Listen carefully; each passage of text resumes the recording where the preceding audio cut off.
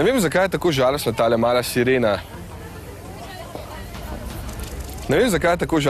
mala sirena. Tukaj za mano, saj obišče 75% vseh turistov, ki se znajdejo v tem prekrasnem mestu v severni Evropi. Ste omenili, kje je to?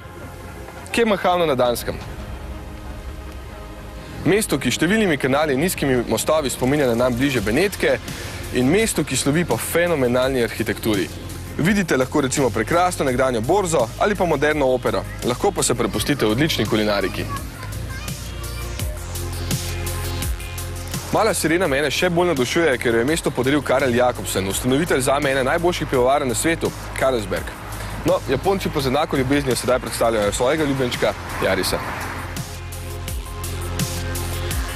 Celo v Sloveniji jih vozi več kot 9000, kupci so v povprečju starejši, v večini pa ga vozijo ženske.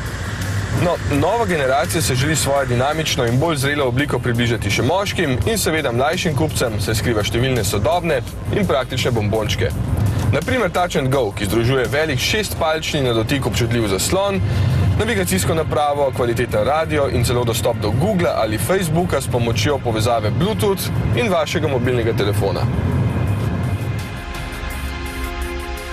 Novi Yaris je malenko zrasel in ima za 50 mm daljšo medosno razdaljo, s čimer je v kabini več prostora, avtomobil pa bolje leži na cesti.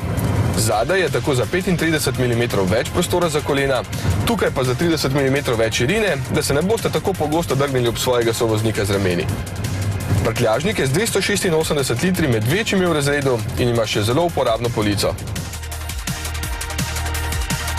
Yaris dosega rekorden aerodinamični koeficient v razredu, ki znaša le 0,287.